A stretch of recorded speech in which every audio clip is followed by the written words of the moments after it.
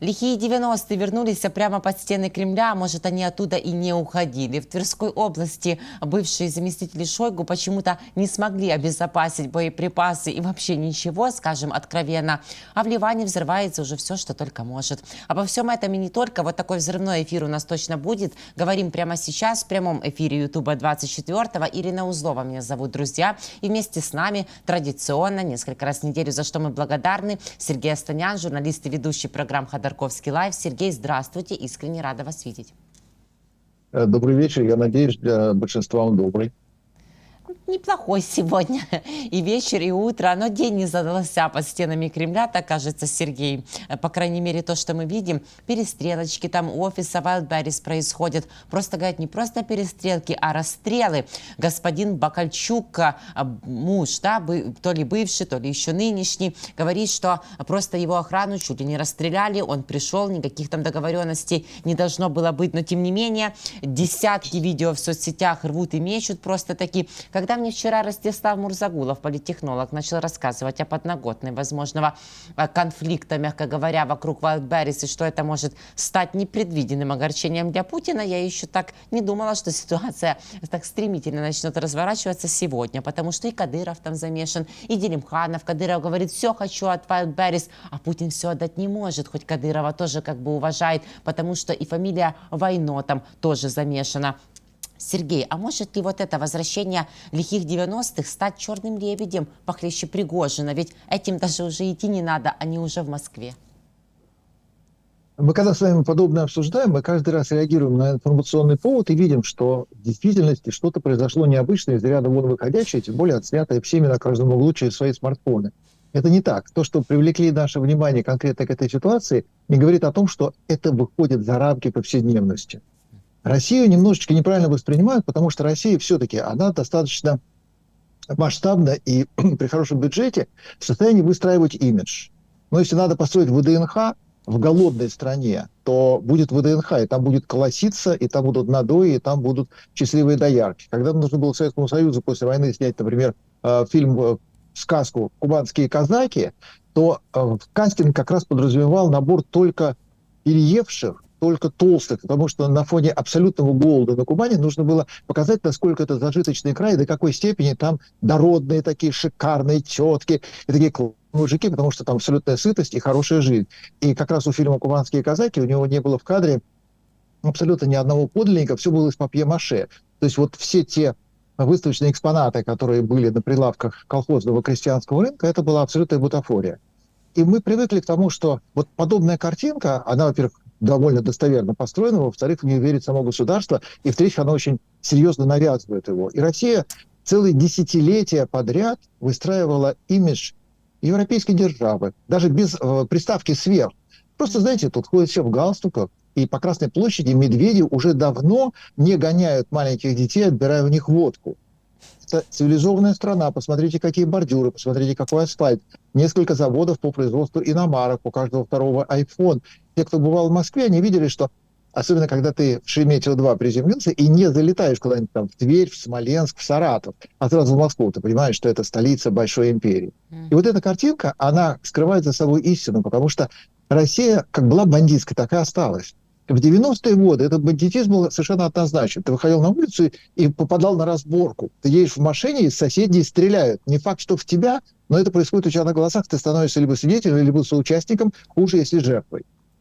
Потом это все было заслонено прекрасным образом, с подсветочкой, с спецэффектами, когда, знаете ли, тут и президент, в общем, уже не пьет, потому что Ельцин, например, в пьяном виде, появляясь перед западной прессой, очень сильно принижал котировки России. Путин все-таки другой, молодой, посмотрите, какой перспективный, опять-таки в галстуке, иногда и без него.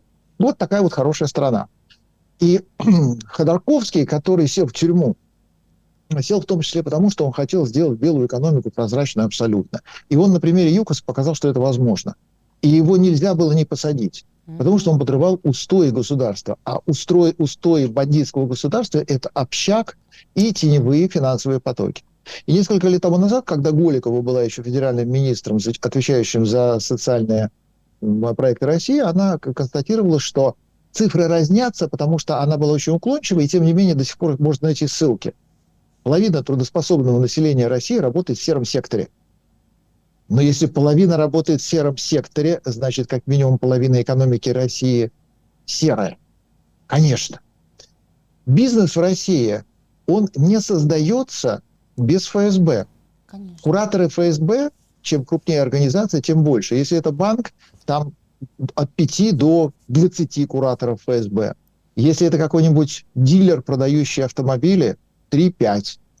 И когда многие пытались в честную играть, знаете ли, бизнес, давайте я буду торговать Мерседесами. И у меня из Германии честный партнер. И у меня с ним честная бухгалтерия. И я своему немцу-партнеру показываю свою бухгалтерию, показываю финансовые потоки, показываю свою отчетность. Ну, потому что ему очень важно, что он работает в России с честными людьми. Но в России это невозможно. И в России моментально тебя ставят на место и говорят, значит так, а что это ты в белую-то работаешь? А нам партию чем кормить?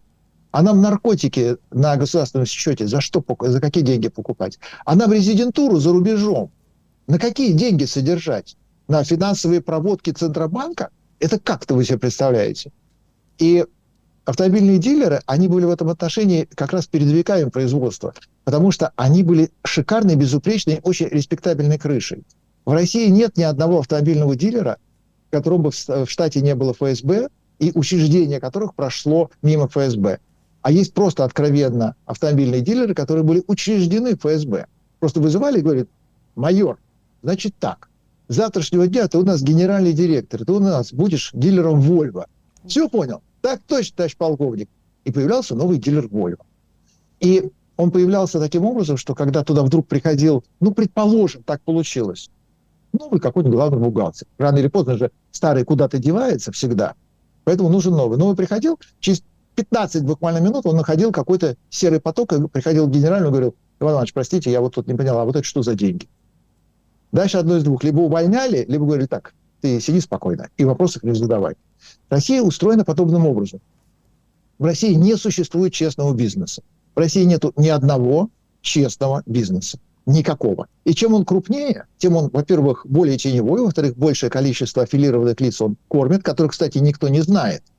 И те небольшие ростки частного бизнеса, которые почему-то не очень сильно были контролируемы государством, и почему-то все-таки выросли в серьезные структуры, они потом были либо конфискованы, либо разгромлены. Потому что это недопустимо. Не может быть финансовое движение средств в России, во-первых, белым, во-вторых, не подконтрольным ФСБ, в-третьих, только ради бизнеса. Любой бизнес в России обязан кормить ФСБ. Потому что борьба во всем мире, покупка хакеров, вторжение в американскую предвыборную кампанию, любые другие акции, диверсии и хотя бы просто учет и контроль за тем, что происходит в мире, требует денег. И эти деньги, они должны быть только теневыми, потому что легально сейчас в Европе очень тяжело финансировать то, что необъяснимо. То есть агентуру содержать на легальных оплатах из ФСБ очень тяжело. Поэтому должна быть теневая экономика, теневые финансовые потоки. И есть официальная ширма. Посмотрите, какая респектабельная Россия. Космос, атомный флот, торговля, перспективный партнер. То есть вот все то хорошее. Посмотрите, какие театры, посмотрите, какие фильмы, посмотрите, какая Москва. Ну вот же красивая картинка. Она всегда была только картинкой. И то, что сейчас происходит вокруг Wildberries, это удивляет только тех, кто отвернулся и не захотел увидеть реальную ситуацию. А вот теперь, в последнее время, возникла некая раздражительность, стало меньше терпимости. Раньше можно было играть этот двойной сценарий. То есть ты, например, респектабельный бизнесмен. Поэтому перед тем, как тебя матом послать, тебя вызывали в кабинет и говорили, Иван Иванович, вы же все понимаете. Нам надо договориться. И Иван Иванович все понимал и договаривался, или звонил в своей крыше и договаривался, или крыша с крышей встречалась и договаривалась. И была теневая сторона, которую никто не видел, потому что за этой ширмой респектабельности оно не вылазило, а теперь вылазит. Теперь нет возможности и необходимости стесняться. Чего мне тут, Иван Иванович? Да я еще чеченов позову. Ну-ка быстро, ребята. И вот мы уже видим, что вот те же самые люди, которые просуществовали 5, 10, 15, 20 лет в легальном бизнес-поле, на глазах у всех, они выросли, окрепли, они превратились в респектабельных, очень достойных людей с большими оборотами. Раньше они тоже ширму обязательно предъявляли. А вот теперь и они перестают стесняться. И когда мы с вами видим, что просто пошли, перестреляли друг друга, так это нормально. Просто раньше это происходило не столь очевидно, не всегда в Москве, но в провинции так подобное происходило в порядке вещей. И в России же статистики по убийствам не существует. Если посмотреть статистику МВД, официальный сайт, там нету статьи убийства. Там есть размытые несколько позиций. Там тяжкие телесные повреждения с летальным исходом, умышленные тяжкие телесные повреждения, в результате которых кто-то все-таки как-то. И если посчитать, задаться целью и определить, сколько же в России убивают в год людей, всегда будет 17 тысяч. 18 это в таком случае вызывает на ковер старшего программиста и говорит: Васенька, ты чё? Ты цифру ты видел? Ой, простите, Иван Иванович, ну, конечно же, 17. Но при этом есть другие цифры. Порядка 100 тысяч человек в России в год пропадает без вести. 100 тысяч. И порядка 90 тысяч в год неопознанных трупов. Неопознаваемых трупов. То есть убийств 17 тысяч, а трупов, которые... А вы не в курсе, кто это? Мы не в курсе. 90-100 тысяч каждый год. И еще пропавшие без вести. Это не одни и те же люди. Это плюс. То есть порядка 200 тысяч убитых в год при официальной цифре 17. И поэтому, когда в Москве стреляют, мы об этом видим, потому что у всех телефоны, все сняли, тем более Wildberries. А когда в Твери, когда в Пскове, когда в Улан-Удэ, ну, об этом никто не знает. Но 100 тысяч исчезнувших – это не случайная цифра. 90 тысяч неопознанных трупов – это не случайная цифра, при том, что есть совместный приказ МВД и Минздрава. Ни в коем случае не портить статистику. И там написано в этом приказе, как именно сделать так, чтобы в итоговую статистику убийства не попадали. То же самое, как с ДТП. Потому что официально раньше было как в России? Вечером, после смены, обязательно медики отчитывались перед полицией, сколько у них погибло. То есть там трупов 5 ДТП, 10 на пожаре, 1 бомж под забором. Обязательно должна была идти справка, после которой прокуратура и полиция решали, они возбуждают уголовное дело или нет. Ну, потому что есть труп. А это ДТП, ну, не будем возбуждать. А это неопознанный, ну, не будем. А это суицидник, хорошо. А потом был приказ ни в коем случае эту справку не давать. А, например, если человек умер в результате ДТП, через какой срок? Вот он попал в аварию, и его привезли в больницу. Документы посмотрели, Иванов Иван Иванович, лечили его. Он умер на 31-й день. 25 дней идут в статистику. Если он умер на 24-й, в результате ДТП. А если на 31-й, ну, просто почему-то умер. А если привозят с улицы неопознанного, например, без документов, он не идет в статистику прочее. То есть у тебя на улице нашли 10 человек с огнестрелом. Им почему-то попали в голову. Они идут не как убитые, не как огнестрел. Если при них нет документов, они идут как неопознанные, по неизвестной причине умершие. И опять-таки из этого вырисовывается общая картина России. В ней все благополучно, никого не убивают, ну не больше 17 тысяч, Россия может себе эту роскошь позволить, и нету никаких криминальных разборок, и экономика абсолютно вся в белую. А в действительности это ширма ВДНХ, где у тебя есть папье-маше, апельсины и ананасы, убивают на улицах абсолютно всех городов, стреляют без зазрения совести. Что изменилось? Почему вдруг Wildberries, почему мы сейчас об этом говорим? Только потому что нету смысла теперь уже таиться и прятаться. Раньше могли тебя отругать, сказать: ну, полковник, ну в чем дело? Иван Иванович, ну мы же тебя поставили смотрящим за этим банком. Ну почему у тебя на заднем дворе грохнули кассира? Ну что так? Иван Иванович, ну ты давай разберись. А сейчас даже не говорит: Вань, что там у тебя было? Там мы тут главбуха грохнули. Ну ладно, ты труп утилизировал, ну сейчас мы его вывезем на улицу, подбросим. Изменилась атмосфера в России, не изменилась фактура России, не изменилась экономика России, не изменилась суть России. Россия была такая.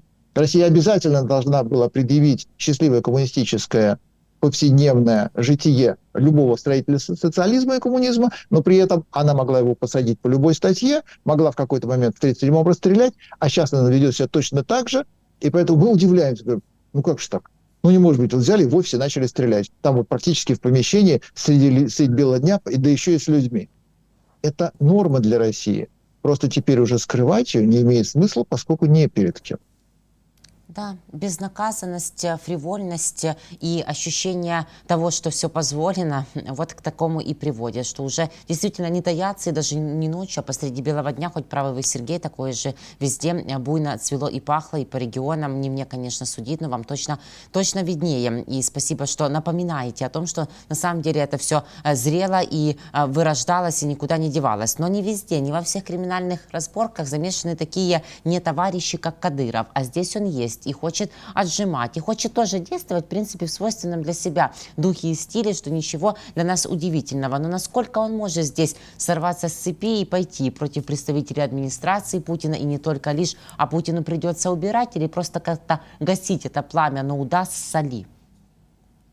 В последнее время мы видим, что Чечня из структуры такой финансовой, с протянутой рукой, когда она полностью на дотации, перешла к следующей странице владения России, а именно бизнесов, попадающих в руки и в управление. И Путин как раз несколько раз подряд конфисковывал очень сильно кормящие активы, ну там типа Данона, Рольфа, и дарил их именно чеченцам. Почему? Потому что Кадыров, понимая перспективу, Путин не вечен, но Кадыров-то еще поживет. Так или иначе, но поживет он моложе. Несмотря на все диагнозы, которые пресса у него нашла, в отличие от врачей. Но когда не станет Путина, как будет Чечня выкручиваться, на что она будет жить? Экономика у нее слабенькая. Перспектив какого-то серьезного инвестиционного привлекательного роста практически нет никаких. Туризм в Чечне выглядит несколько надуманным и преждевременным. Кормиться с чего-то надо. А вот если сейчас, пользуясь тем, что Путин, ну давай уже следующий шаг, сколько можно кормить, давай мы сами будем кормиться и зарабатывать, подари-ка ты нам. И отчуждение в пользу чеченцев, кормящих бизнесов, позволит после смерти Путина не сразу бежать в Москву и по новой договариваться о финансировании, о политическом влиянии и о распределении ролей. Потому что первое время можно будет хотя бы просто, предположим, время-то смутное, и непонятно, кто за, а кто против, кто друг, а кто враг, но в этот момент Рольф, крупнейший дистрибьютор в России, продающий наибольшее количество автомобилей, кормит Чечню. И Данон, отобранный у французов, кормит Чечню. И Wildberries, отобранный у каких-то там Бакульчуков, кормит Чечню. Еще нужен небольшой нефтепровод, парочка заводов по нефтепереработке и что-нибудь такое биржевое.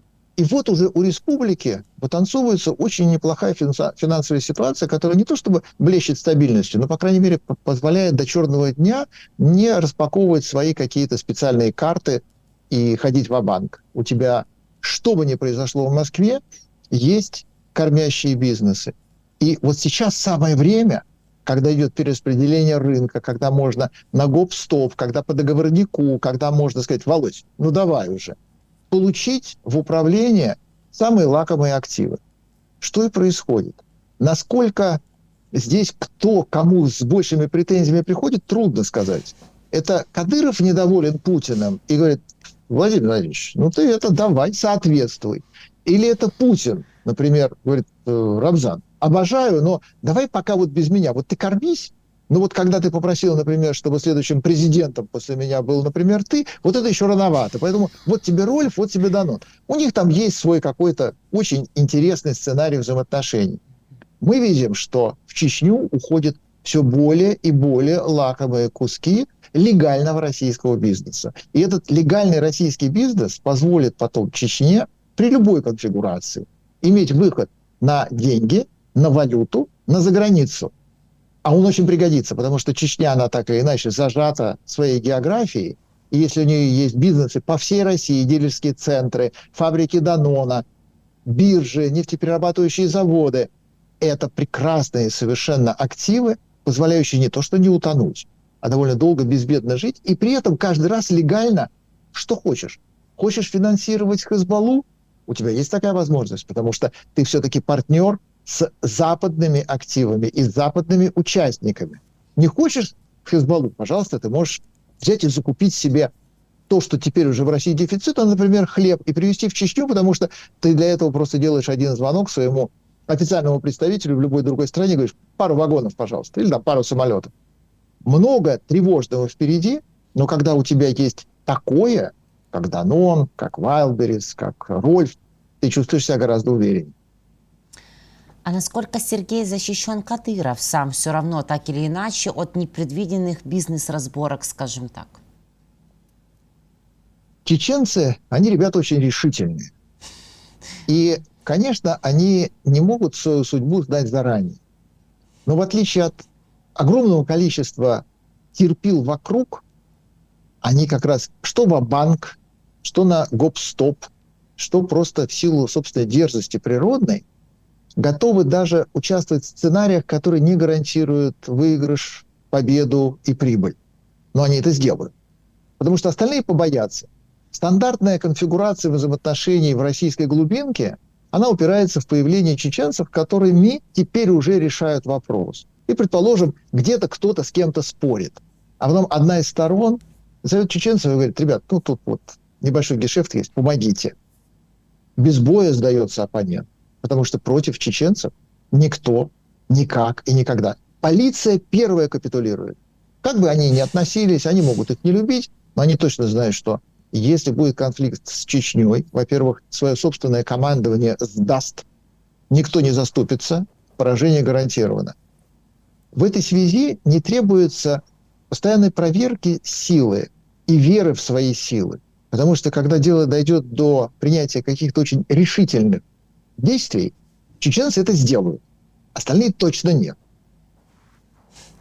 Сергей, да, не очень решительные, но, правда, не тогда, когда надо останавливать, например, походы Пригожиных и наступать на территории российско-украинского фронта. Тут они как-то уже не такие решительные, но мы понимаем, что, по всей видимости, свою решительность они берегут для своих собственных интересов и разборок. Двигаемся дальше. Напомню нашим зрителям, что мы работаем в прямом эфире Ютуба 24-го. Ирина Узлова, я, со мной Сергей Асланян, журналист и ведущий программ «Ходорковский лайв». Почти 4000 людей нас смотрит. Спасибо за ваши комментарии. Пишите свои вопросы. Уверена, что у вас они также есть. Вы вспоминали уже сегодня Тверь. Сегодня кто только о ней, в принципе, не вспоминал. Но, наверное, хотел забыть Шойгу и вот тот его некогда заступник и помощник Дмитрий Булгаков, который сидит уже, правда, за коррупцию. И не только, хотя все они там одним лыком шиты, как мы с вами понимаем, но тем не менее, да. В Тверской области мы потеряли 8 ракет, кинжалы и оружие, полученные от партнеров Искандер и Ирана. Как минимум 6 погибших. Какой такой прилет, жалуются некоторые телеграм-каналы российские, как будто бы со ссылкой на кремлевские источники. Но, тем не менее, не ссылаясь, наши силы специальных операций, СБУ и силы обороны Украины отчитываются об успешном поражении одного из самых больших, по сути, самого большого арсенала боеприпасов и оружия в географически европейской части Российской Федерации. Летели дроны, летели ракеты, возможно, наши и не только, говорят наши военные эксперты. Собственно говоря, хороший прилет, детонация продолжается и, по всей видимости, будет еще длится немало. А в 2018 году упомянутый мной Дмитрий Булгаков, заместитель Шойгу, рвал на себе все, что только мог, и говорил, что он построил такие просто защитные сооружения, что даже ядерный удар не возьмет эти арсеналы, и ленточку красную перерезали. Все как надо, в общем, было, как мы видим. Ну вот, по красоте. Но ядерного удара и не было, а вот другой, как иронизирует наш военный эксперт Роман Светлан, поразил. Поразились все там. Насколько вот это вот все, абсолютная незащищенность на самом деле и коррупция помогает сейчас нашим вооруженным силам поражать склады и арсеналы боеприпасов на территории Российской Федерации, и этому там поражаются разве что местные жители. Ну, местные жители, кстати, тоже не удивляются по этому поводу, они просто пугаются и вздрагивают. Им несколько непривычно, когда взрывается. Но все-таки мы Россию-то хорошо знаем. Мы точно знаем, что нет такого забора, в котором почему-то отсутствует дырка. Любой секретный объект, это обычно, когда автобус мимо проезжает и говорит: следующая остановка — секретный завод. И все прекрасно знают, где им выходить, кому нужен секретный завод. И мы помним, что, например, у Виктора Суворова в аквариуме как раз была оперативная разработка, когда им задание давали вот, студентам военного училища пойти и выведать тайны секретные по пьяному делу в кабаке при заводе. Завод, за проходной какая-то там наливайка, где всегда есть спиртное, и тогда Виктор Суворов приходил просто поболтать, и через буквально 15 минут он уже знал абсолютно все. И если нужно Украине победить Россию, то для этого достаточно вот точно таким же образом. То есть можно потратить какой-нибудь там Storm Shadow, можно что-нибудь такое серьезное взять и поднять в небо, чтобы оно прилетело и разбомбило, а может то же самое через забор. Потому что забора никакого нет. когда я, например, служил с первым допуском секретности на невероятно секретном военном объекте, то есть я начинал на Черноморском флоте, потом меня взяли и перевели на суперсекретный объект. И у нас была очень маленькая часть, в которой были установлены офицеры, прапорщики, нас там таких было не так уж и много, тем более у нас был специальный стеклянный батальон, нас так называли, по Бабелю, и в основном там были москвичи. Мы занимались очень специальными делами по первому допуску секретности, и на разводе с утра у нас регулярно выходили грибники и говорили: ой, ребят, а что вы тут делаете? На что мы у них спрашивали: а вы что делаете? Мы загребаем. А у нас секретный объект, у нас забор, колючая проволока, периметр, стреляем на поражение, не подходить, внимание, ахтунг, собаки, хендехох, аусвайс. И грибники выходили регулярно, потому что никакого забора возле нашей части не было. То есть у нас был КПП с оружием по фасаду, а со стороны леса ты хочешь на велосипеде приезжай, хочешь на лыжах, хочешь под видом грибника. И это мы были секретчики на особом совершенно учете с первым секретом допуска по секретности, и при этом у каждого из нас была охрана. Вот, например, когда у нас были учения, я был моряком, как это ни странно, но у меня было 2 ВВшника с автоматами, которые должны были проследить за уничтожением секретной документации, после чего меня пристрелить, потому что я представлял из себя слишком серьезную военную тайну. Но забора-то у нас никакого не было. И то же самое происходит абсолютно везде в России, где есть страшная тайна, где есть генерал, где во что бы то ни стало, там очень суровая защита Родины, Отечества, мы кровь мешками проливаем, грудью амбразуру заткнем, и там можно спокойно совершенно баловаться со спичками и взлетит так, что никакая ракета не понадобится. Но пока нет возможности через агентуру подойти к этому забору, пролезть совершенно спокойно, спросить у охранника, типа: сынок, а где тут самое секретное? А вон вам правее. И туда уже отнести свой Бигфордов штурм, что-нибудь запалить. Тогда приходится, конечно, ракетами. И если вдруг какой-то генерал где-то докладывает о том, что мы тут, знаете, какой объект сделали? У нас тут, знаете, какой уровень секретности? Вы знаете, какие у нас тут бетонные сооружения? Это говорит о том, что украл все. Оправдываться начал уже в момент перерезания ленточки, потому что уже страшно. А не потому, что он действительно что-то построил. В России генерала некоррупционного не бывает, потому что армия, она как раз так и устроена. Во-первых, она все-таки калька государства. Если у тебя воровское государство, почему у тебя должна быть кристально честная, безупречная армия? Я не узнаю вас в гриме. А во-вторых, любой генерал, он поставлен в вилку. У него маленькая зарплата, он всегда нищий, и у него огромные материальные ресурсы, власть и возможность использовать их во благо себя, своей семьи, своей будущей дачи, своего будущего огорода. И нету генерала, который бы не соблазнился, потому что честный генерал, который пришел в армию для того, чтобы защищать Родину, он уже давным-давно закончился, вписан в учебник и памятной табличкой на родине героя прикручен к соседней березе. В реальности не существует. Именно поэтому сейчас любого зама Шойгу абсолютно спокойно можно брать, просто заходить в кабинет и сказать: фамилия Иванов, с вещами на выход. Фамилия Петров, с вещами на выход. И будет за что посадить. Причем так конкретно лет на 30, потому что там очень большие финансовые потоки. Любой другой генерал, который говорит о том, что я-то, знаете, я тут построю, я тут сделал. Всего-навсего отчитывается о том, что он украл больше других. Да, и это заметно было вот в Тверской области, как никакой другой. Еще сегодня 7-го генерала времен Шойгу также по подозрению в коррупции задержали, арестовали. Следственный комитет РФ начал отработочку по нему. А зачем эта показуха? И именно вот тех, кто был за времен Шойгу, когда он возглавлял Министерство обороны Российской Федерации, вот так гребут и метут по 1, по 2 в месяц. Это вообще когда-то закончится? Нет, конечно, потому что сколько генералов в России есть, столько и можно сажать. Причем включая тех боевых, которые прямо вот кровь мешками, и тех, которые в штабах. Но Россия все-таки, она же не случайно двуглавая. У орла 2 головы. У России 2 столицы. У России даже 2 первых канала телевидения. Поэтому у России обязательно двойственность во всем. И есть вот та самая ширма, с которой мы начинали, когда там в парадном кителе стоит сверхдержава, и есть ее совершенно воровская конкретная суть. И генералы, они ворюги, и пересажают их всех. Но нужно при этом каждый раз балансировать между тем, что ты наврал, и в то, во что не поверили. И ты говоришь: у нас армия, Точно. Мы побеждаем украинцев каждый день. Мы уже только что взяли свою собственную деревню. Вот мы сейчас возьмем собственное Теткино.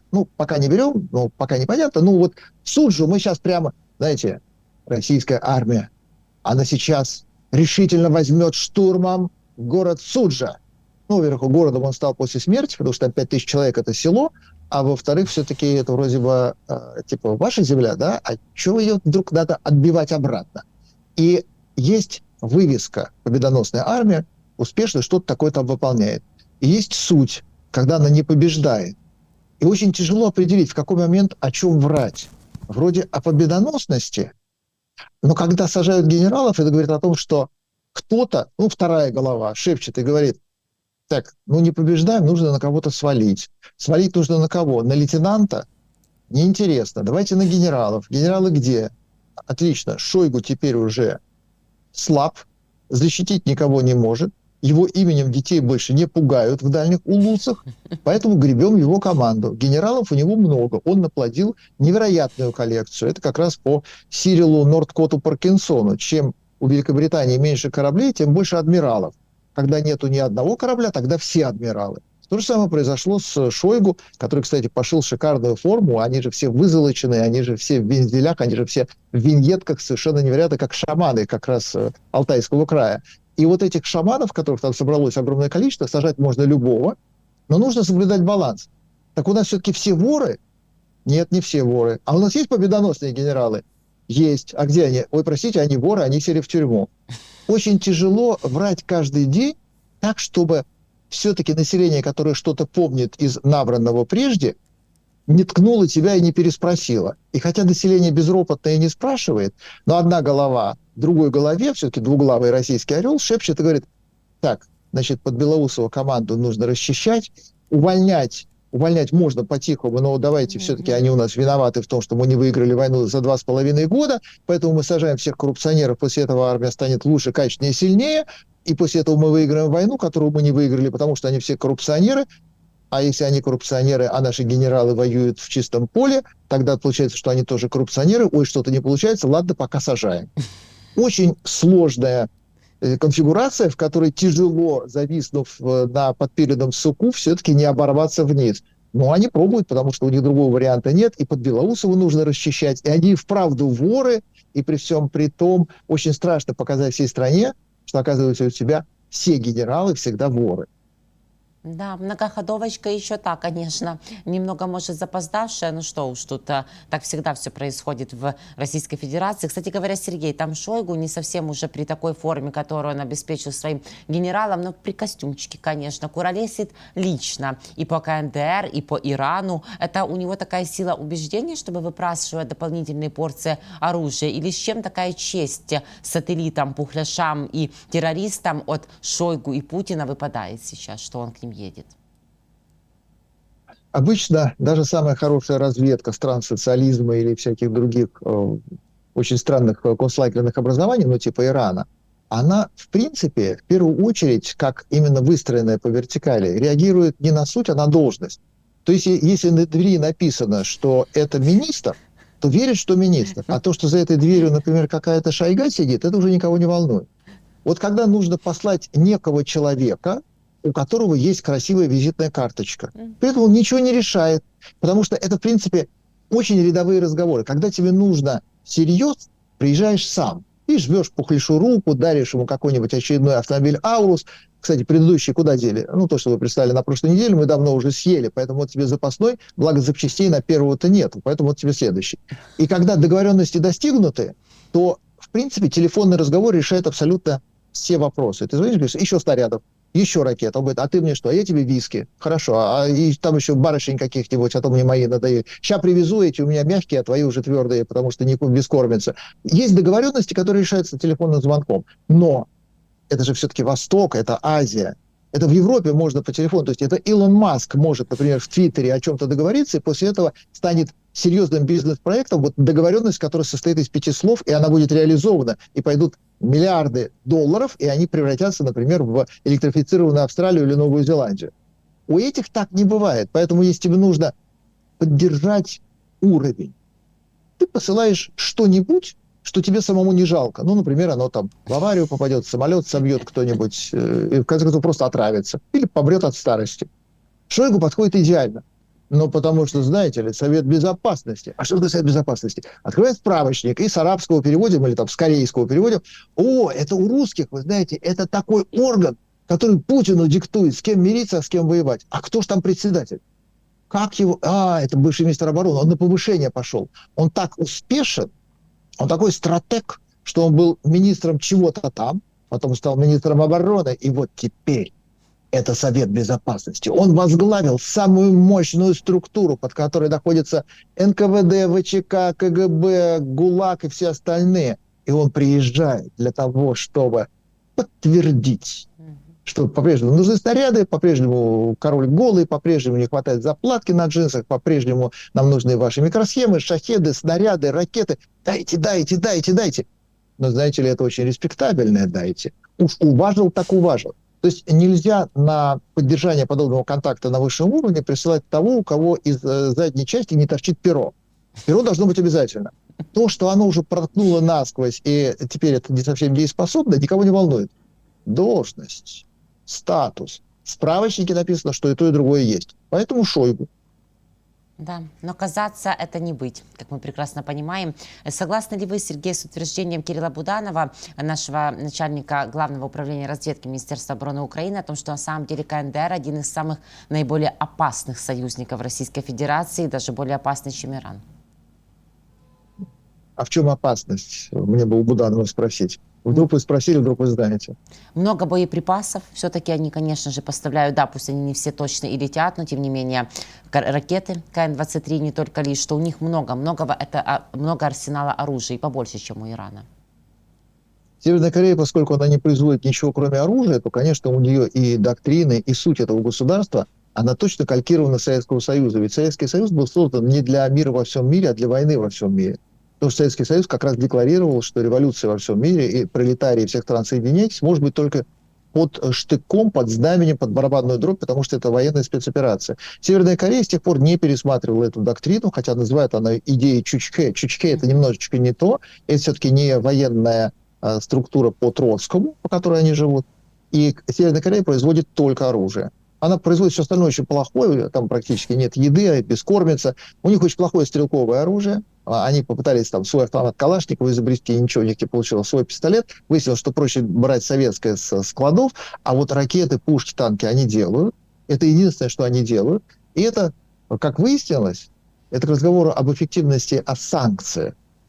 Оно высокотехнологично, оно современно. То есть это не только гаубицы 152-го калибра, это серьезное современное оружие. Те же самые ракеты, до которых, например, у России руки не дошли.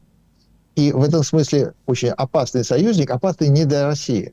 Но это бездонный арсенал, где на гонку вооружений будет потрачено все до последнего корейца. Поэтому, когда в России будет какая-то заминка, будут какие-то неясности, будет опять между двумя этими головами орла некое недопонимание. Северная Корея будет производить ракеты, будет производить оружие, будет производить танки, будет производить патроны, снаряды. Пожалуйста, пользуйся этим, потому что Северная Корея меняет теперь уже не просто себя как сырьевой оружейный придаток, она уже себя как геополитический партнер, без которого войну не выиграешь, может поменять по более выгодному курсу на нефть, на газ, на еду, на запчасти, на другие технологии. Тем более, что Северной Корее очень нужна ядерная дубина, чтобы уже всерьез превратиться в монстра, которого боятся. Потому что Северная Корея, она, собственно, как страна, не дорожит абсолютно никакими достижениями, у нее нет качества жизни. Это Южной Корее есть что терять, Северной это нечего. Поэтому уж они точно нажмут красную кнопку. Вот прям совсем с гарантией. Просто пока нет красной кнопки. И Россия и Путин им как раз помогут этой красной кнопкой обзавестись. То же самое с Ираном. У Ирана ядерное досье. Израиль пощечину им громкую на всю планету Земля залепил, когда вывез их ядерное досье. В одном грузовике взял и украл. Моссад вывез самую страшную тайну Ирана. И выяснилось, что, пока еще у них до обогащения, конечно, руки дошли, но до технологии непосредственно ядерного оружия нет. А Россия поможет. Опять-таки в обмен на. И Северная Корея здесь, теперь подняв свои котировки, становится уже не просто просителем: вы нам, пожалуйста, бензинчика, вы нам колбасы, а мы бы вам что, да вам ничего не надо. А вот теперь понадобилось. Вот теперь Россия пришла и сказала: да, кстати, вы тут предлагали, нам бы, пожалуйста. И Северная Корея, засучив рукава, взялась за работу в 3 смены.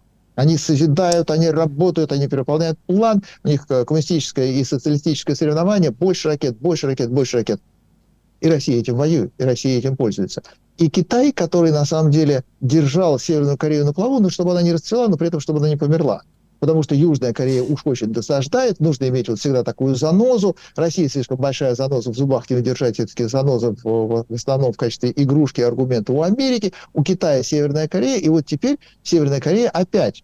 А мы помним, что источником, причиной, поводом для войны между Севером и Югом было как раз геополитическое влияние Советского Союза, Китая и Америки. Война-то была искусственная. Просто Советскому Союзу было мало почестей и, как ему показалось, мало влияния на Корейском полуострове. Поэтому была война, в результате чего появилось две страны. Одна из них теперь возвращается под влияние Советского Союза, нынешней России, из-под Китая, который тоже не друг. И это залог будущего конфликта с Китаем. Но на сегодняшний день это безукоризненный поставщик вооружений, потому что на Северную Корею топать ногой бесполезно. Она ничего не боится. Она живет впроголодь, она живет в кризисе и из последних сил, уже практически в голодном обмороке, продолжает делать оружие для России. И никак невозможно их заставить его не делать. Поэтому Буданов в данном случае, да, говорит о том, что Северная Корея – это очень серьезная угроза. И когда Россия в очередной раз кинет их, а такое произойдет, в России так принято всегда, и Северная Корея останется один на один с миром, с проблемами, она создаст повод для того, чтобы еще раз свое оружие обменять. Либо применяя его, обменять, либо в обмен на неприменение. Но это уже будет оружие другого уровня. И это уже будет в том числе и ядерное оружие. И Северная Корея точно не изменится, в отличие от России, которая через какое-то время от нее отшатнется. Ирина Узлова, Сергей Асланян. Больше 5000 человек нас смотрят. Спасибо, друзья, за вашу активность, комментарии и вопросы. В принципе, Сергей уже по ходу отвечает на многие из них в контексте своего анализа. Об еще одной пощечине Израиля, а может, конечно, они вообще тут и ни при чем, поговорим сейчас на финальном этапе нашей сегодняшней беседы. В Ливане второй день, новая серия взрывов, взрывает все. В этот раз уже не только пейджеры, которые просто взорвали, и мемами, и также бумерангом Божьей воли непосредственно членов группировки Хизбаллы и соцсети всех стран мира, полагаю, которые только можно и нет. Теперь же взрывается просто все. Электронные устройства, гаджеты, электроника на мотоциклах, автомобилях и не только. Израиль официально ничего не комментирует. Полагаю, что в преддверии американских выборов ничего и не прокомментирует. Но как на самом деле это такая вот большая плюха, как она может поумерить пыл Хизбаллы, и не дождемся ли мы официально никакой сейчас использования этого бумеранга Божьей воли со стороны официального Израиля? Но как это повлияет на ход войны в секторе Газа? Израиль отучает своих врагов, Хизбаллу в первую очередь, пользоваться электричеством. Страшно будет даже лампочку зажечь, потому что взорвется. С пейджерами получилось, конечно, великолепно. Это спецмероприятие высочайшего класса подготовки, потому что Хизбалла, она перешла на old school, на пейджеры, из-за того, что по сотовому телефону, по сигналу, израильтяне вычисляли и очень точно попадали ракеты в голову очередному как раз лидеру Хизбаллы, рядовому боевику Хизбаллы. Тогда Хизбалла перешла с сотовой связи на пейджеры. А пейджеры она всегда покупает в одном и том же месте. И израильтяне им поставили 5000 пейджеров. И эти пейджеры разошлись не по мирным гражданам, они разошлись как раз по Хизбалле, потому что это внутренняя локальная сеть для оповещения боевиков Хизбаллы, лидеров Хизбаллы и всех остальных, кто в Хизбалле. Нажали красную кнопочку, у израильтян красная кнопочка всегда есть. И она сработала по всей стране. А потом выяснилось, что эти борцы с Израилем, которые привыкли к тому, что Израиль безропотно их кормит, поет, лечит, они всегда из одного и того же берут за кутка все то же самое. Медикаменты, электронику, бензин, еду, гуманитарную помощь. И они считают, что Израиль просто обязан. Израиль с удовольствием выполняет эти обязательства. Теперь эти обязательства в отношении пейджера, это особенно было наглядно, выходят им боком. Выходит еще и как. Но насколько это их планы по масштабированию развязывания боевых действий против Израиля сейчас сведет на нет? Это очень страшно, когда ты не знаешь, что именно является угрозой при отсутствии израильтянина в радиусе поражения твоего оружия. Когда израильтянин у тебя в прицеле, ты понимаешь, что он может оказаться ловким стрелком, а когда израильтянина нет, а пейджер взорвался, ты уже не знаешь, а утюг, а холодильник, а бутылка с водой-то у тебя откуда? Ну, не говоря уже о всяких остальных электронных чудесах. Израиль, он ведь не прощает. И Израиль, он сначала отбил атаку, а потом перешел в решительное контрнаступление. Сначала он четко показал, что и сектор Газы, и голландские высоты, и остальные сопредельные территории будут под контролем, и будут подчиняться, и будут обезврежены. А дальше он пошел уже по маршруту, когда каждому воздается должное за содеянное. Арабы в этом отношении, они очень заносчивы, слишком быстро верят в то, что вокруг люди такие же, как они. Они тоже достаточно хитрые, но с несгибаемостью у них несколько другие характеристики. Израильтяне ничего не забывают в века. Израильтяне умеют мстить, по примеру Олимпиады 1972 года, десятилетиями. Но с тех пор у них и масштабы другие, и изворотливость другая, и технологии другие. Поэтому пейджеры, поэтому электроника. И дальше у той же самой Хизбаллы, дальше у того же самого Хамаса, у него теперь враг – это не только тот, кого ты видишь. Это то, что рядом с тобой. А что рядом с тобой враг? Лампочка, автомобиль, кроссовки, сумка, батон хлеба. Уже непонятно. А Израиль как раз и показал, что вот это все теперь в любой момент может сработать против. И с одной стороны, конечно, здорово, когда ты выходишь перед людьми и говоришь: стенобой, черные повязки, там специальная атрибутика, мы поднимаем лозунги, кричим там «Аллаху Акбар» и бежим, соответственно, стенка на стенку, уничтожать, резать, убивать, отрубать головы. Это конкретное столкновение, на которое ты призываешь людей, и они должны в этот момент восхититься, воспламениться и побежать. А очень тяжело, когда каждый из них шарит по карману, говорит: так, черт, пейджер, ага, так, шнурки забыл с металлическими наконечниками. Так, кто мне дал эту бутылку воды? Ну-ка, заберите немедленно. Вот когда у тебя противник деморализован, когда он абсолютно дезориентирован, когда он даже не думал, что такое бывает. Это не просто эффект неожиданности. Это очень пролонгированный эффект, когда страшно уже по любому поводу, всегда, вне зависимости от того, что происходит. Щелкни пальцами, 5 умрут, остальные упадут в обморок. Ну, потому что они подумали, что это то самое, о чем в страшных снах. И когда Израиль вот таким образом поступил, это несколько снижает уровень агрессии, скрежет зубами от этого не снижается. А желание с воплями «Аллаху Акбар» что-то такое делать заметно утихомиривается. Как-то вот чуть-чуть тональность, чуть-чуть активность, чуть-чуть КПД падают. Да, как-то уже вопли не такие уже и слышны. Вопли вопиющего в пустыне будет. Но мы тоже надеемся, что мы действуем и будем действовать в рамках и формате «воздастся каждого по делам ему», и будут бояться на территории Российской Федерации военные преступники и тех, кто их поддерживает, действительно курить в неположенных, да и положенных местах. А кто его знает, как-то сигарета взорвется, в каких масштабах. Сергей, благодарю безгранично за этот прекрасный разговор, за ваш анализ профессиональный, за ваши чувства юмора, иронии не только, и за вашу позицию, конечно же, в первую очередь. До нових встреч. Слава Україні. Героям нашим слава. Дуже дякую. Завжди приємно таке чути. Сергей Асланян, журналист и ведущий программ «Ходорковский лайф». Ирина Узлова была вместе с ним. Друзья, благодарю, что вы были так активны. 6000 человек нас смотрело. Спасибо за ваши комментарии. Смотрите нас и в записи. И подписывайтесь, пожалуйста, на YouTube Сергея. Легко его найти в описании под этим видео. На YouTube 24-го тоже подпишитесь. Всегда рады, когда нас больше. И благодарим вас. Все ваши действия позволяют нашим беседам продвигаться просторами YouTube. Берегите себя, верьте в вооруженные силы Украины. Увидимся и победим.